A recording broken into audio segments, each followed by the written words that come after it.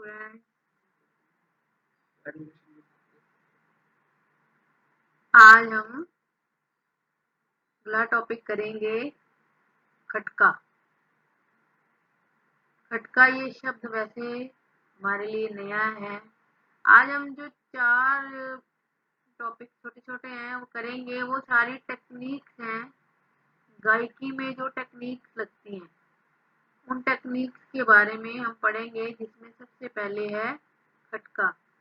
किसी एक स्वर को उसके आगे पीछे के स्वरों के साथ शीघ्रता से बोलने को खटका कहते हैं। यानी स्वर एक है और उसका पिछला स्वर और अगला स्वर, उन स्वरों को उस बीच वाले स्वर के साथ जल्दी से बोलना, गायकी में उसका प्रयोग करना खटका कहलाता है। इस क्रिया का क्या काम होता है? इसका काम है हमारे गाने को और सुंदर और अलंकृत करना। हमारी गायन की सुंदरता को बढ़ाने में इस टेक्निक का प्रयोग हम करते हैं। इसको इस प्रकार समझना चाहिए।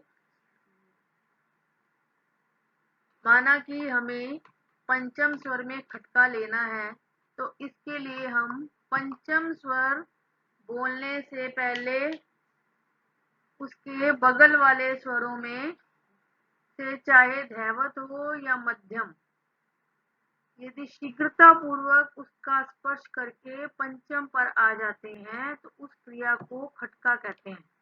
एक बार फिर से इसको समझो। अगर हमें पंचम स्वर में खटका लेना है, यानी प स्वर पर खटका, इस टेक्निक को लेना है, तो इसके लिए हम क्या करेंगे?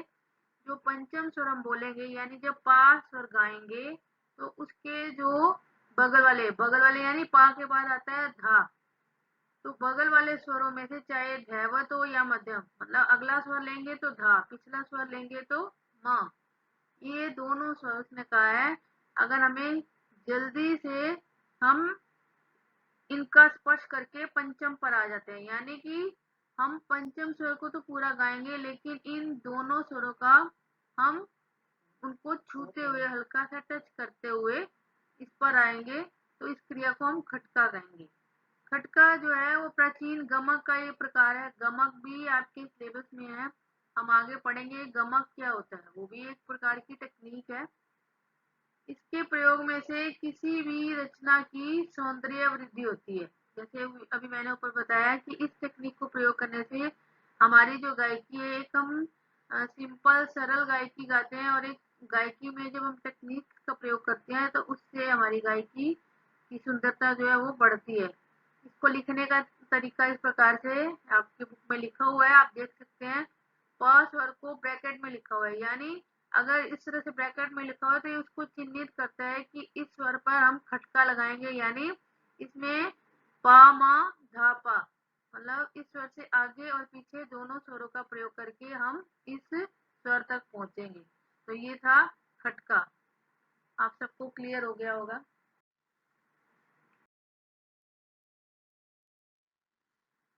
अब खटका के बाद हम पढ़ेंगे मुर्की। ये भी एक प्रकार की टेक्निक है। ये क्या है? इसने कहा है द्रुत गति से 3 स्वरों को एक अर्ध गोलाई बनाने को मुर्की कहते हैं। यह एक प्रकार का कण है, यानी जल्दी से, तीव्र गति से जब हम स्वरों को गाएंगे, उसको उसने कहा है कि मुर्की कहेंगे। इसको लिखने के लिए मूल स्वर के बाईं तरफ 2 स्वरों का कण दिया जाता है। अब इसमें मूल स्वर क्या हुआ? सा। मूल स्वर हुआ सा। तो रे नी सा, नी मंद सप्तक का है। इसके जो बाएं तरफ है, इन पर 2 स्वरों का कण दिया गया है, सा और पा पर, और इसको चिन्हित करने के लिए ये अर्ध गोलाकार बनाया गया है, आप देख सकते हैं। तो इन 3 स्वरों में का प्रयोग द्रुत गति से जब हम करते हैं तो ये मुर्की कहलाती है। जैसे जैसे हम इसको पढ़ेंगे हमें और क्लियर होता जाएगा। इसके बाद हमारा अगला टॉपिक है कर्ण। कर्ण क्या है? कर्ण की कुछ एक मात्रा हम पिछले 2 खटका मुर्की में हमने सुनने पढ़ने की कोशिश की। अब किसी स्वर का उच्चारण करते समय उसके आगे या पीछे के स्वर को ध्वनिक छूने या स्पर्श करने को कण कहते हैं। इसका क्या मतलब कि जो स्वर हम गा रहे हैं, जो मूल स्वर हम गा रहे हैं, उस मूल स्वर को तो हम पूरा गाएंगे, लेकिन जो उसके आगे और पीछे वाला स्वर है, उस स्वर को हम हल्का सा टच करेंगे, हल्का सा छुएंगे, उस स्वर को पूरा नहीं गाएंगे। मतलब उस स्वर को थोड़ा सा गाते हुए, स्पर्श करते हुए हम मूल उसी स्वर पर आ जाएंगे। जैसे हम गाते हैं, मान लीजिए हमारा मूल स्वर है सा, हमने गाया सा, अब इसका अगला स्वर है रे। अभी आपने राग भैरव आपने किया है, तो उसमें रे जो है कोमल है, तो हम क्या करेंगे, देखिए मूल स्वर सा गाया, सा सा रे सा, रे को हमने पूरा नहीं गाया, हमने ऐसे नहीं गाना सा रे। अगर इस तरह से गाएंगे तो यानी हम दोनों स्वरों को अलग अलग गा रहे हैं, लेकिन जब हम रे का कण लेते हुए, रे को टच करते हुए सा पर वापस आएंगे, तो वो होगा सा का कण स्वर। यानी गाते बजाते समय किसी स्वर का स्पर्श मात्र किया जाए तो उसे कण स्वर कहते हैं। जैसे सा तक जाना है तो हम मंद सप्तकी नी का कण स्वर दिखाएंगे। इस नी का हल्का सा स्पर्श करके वापिस हम फिर सा पर आ जाएंगे, और सा तक आने को सा पर हम निषाद का, निषाद यानी नी स्वर का कण कहेंगे। कण स्वर को मूल स्वर के ऊपर लिखते हैं। क्या कहा उसने, कण स्वर को मूल स्वर के ऊपर लिखते हैं। जैसे मंद सप्तक का नी और ऊपर सा, और फिर सा ऊपर रे। मूल स्वर कौन से हुए, नी और सा, नी के ऊपर सा के ऊपर रे। अब कण जो है वो दो प्रकार के होते हैं। कौन कौन से, एक पूर्व लगन कण और दूसरा अनुलगन कण। पूर्व लगन कण क्या होता है, पूर्व लगन कण का प्रयोग मूल स्वर से पहले किया जाता है। जो मूल स्वर है उससे पहले किया जाता है। जैसे मूल स्वर गा है, तो गा को रे का कण देंगे, तो यह पूर्व लगन कण कहलाएगा। क्लियर हो गया। मूल स्वर क्या है, मूल स्वर हमारा ग है, और गा को हम रे का कण देते हुए जब हम गाएंगे तो ये पूर्व लगन कण कहलाएगा। अब उसने कहा है अनुलगन कण, अनुलगन, अनु यानी पीछे, बाद वाला। अनुलगन कण क्या है कि मूल स्वर के बाद जो कण स्वर बोला जाता है तो उसे अनुलगन कण कहते हैं। जैसे मूल स्वर गा है और इसे माँ का कण देंगे तो माँ अनुलगन कण कहलाएगा। इस प्रकार से पूर्व लगन कण और अनुलगन कण, यानी उसके आगे और पीछे के स्वर जो हम गायकी में प्रयोग करते हैं, तो ये पूर्व लगन और अनुलगन कण कहलाते हैं। इस कण स्वर को स्पर्श स्वर भी कहते हैं, क्योंकि ये स्वरों का स्पर्श करके ही आगे जाया जाता है। इससे राग में मधुरता आती है, आएगी। जब इस टेक्निक का हम प्रयोग करेंगे तो राग की सुंदरता भी बढ़ती है और हमें सुनने में और अधिक रंजक लगता है ये स्वर। इसे लगाने के लिए राग गाने में निपुण होना चाहिए, नहीं तो राग बिगड़ सकता है, क्योंकि ये अभ्यास का विषय है। बार बार अभ्यास करने से ही इसमें स्वरों की शुद्धता आती है। ठीक है, ये था कण। अब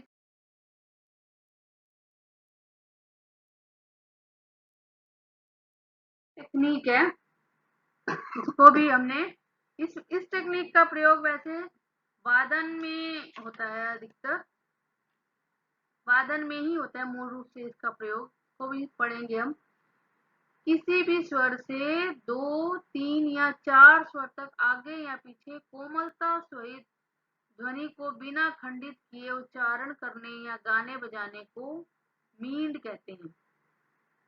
क्या कहा उसने, यानी एक स्वर है, अगर मान लीजिए आपका मूल स्वर प है और आपने उसके आगे के 2 स्वर धा, नी बजाने हैं और पीछे के भी मान लो म, गा, रे, ये तीनों चारों 2 या 3 आवश्यकता अनुसार जब हम स्वरों को बिना खंडित किए यानी बिना उसमें किसी प्रकार का कोई गैप दिए हम कंटिन्यूटी में उसको बजाते हैं तो वो मींड कहलाती है। जैसे प, धा, नी, सा, यहाँ पर पंचम से लेकर तार सप्तक के सा तक की मींड दिखाई है, यानी मूल स्वर तो पा ही है लेकिन आगे के 3 स्वरों को जब बजाते हैं तो वो मींड है। जैसे हम कर्ण में जो है आगे के स्वरों का स्पर्श करते हुए उसको गाते हैं तो वो उसको कर्ण कहलाते हैं, वो गायन में प्रयुक्त होता है, लेकिन ये वादन में प्रयुक्त होने के कारण इसको हम मींड कहते हैं। इसे गाने में प से सा तक कोमलता से इस प्रकार गाना चाहिए, बीच के दोनों स्वर बोले भी जाएं और आवाज टूटने भी ना पाए।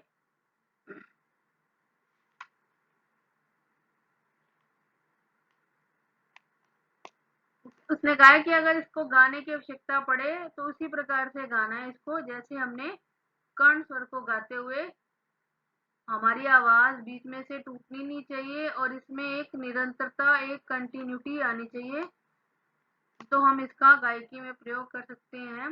लेकिन अधिकतर इसका प्रयोग बजाने में ही होता है, वादन में ही होता है। मींड निकालने के लिए स्वरों के ऊपर उल्टा अर्धचंद्राकार बनाते हैं, जैसे सा, मा, गा, सा। ये स्वर जो है स्वर इसीलिए दिए जाते हैं कि इन स्वरों को देखने मात्र से आभास हो जाए कि इन स्वरों पर मींड होगी, इन स्वरों पर हमें मुर्की लगानी है, खटका लगाना है, तो ये स्वर उसको चिन्हित करने के लिए, ताकि देखने वाले के लिए समझना आसान हो जाए। मींड का प्रयोग गाने में व सितार में होता है। मैंने अभी बताया ना ऊपर कि इसका प्रयोग मुख्यतः वादन में होता है, गायकी में भी होता है, कहीं कहीं होता है। वीणा या सितार में यदि धा, नी, सा मींड द्वारा लिखना है तो धा पर उंगली रखकर कोमलता से तार को खींचकर नी दिखाते हुए सा पर पहुंचेंगे। तो उसमें से क्या, धा पर हमने उंगली तो धा पर रखी है लेकिन तार को खींचकर नी दिखाकर और फिर सा पर पहुंचते हैं तो धा, नी, सा स्वर हमें सुनाई देंगे। मींड भी भारतीय संगीत की एक विशेषता है। सितार में, वीणा में अगर हम सुनते हैं तो ये टेक्निक बहुत ही सुंदर लगती है और इसका वादन भी बड़ा हमें कर्ण प्रिय लगता है। इसको गाने बजाने में लोच और रंजकता आती है। तो ये सारी टेक्निक्स आज हमने पढ़ी, इनको बजाने गाने से जो है हमारी गायकी, हमारा संगीत और अधिक सुंदर, मधुर और कर्ण प्रिय लगता है। उम्मीद है आप सबको ये टॉपिक क्लियर हो गया होगा। फिर भी अगर किसी को कोई भी क्वेरी होगी तो वो मुझे बाद में पूछ सकते हैं।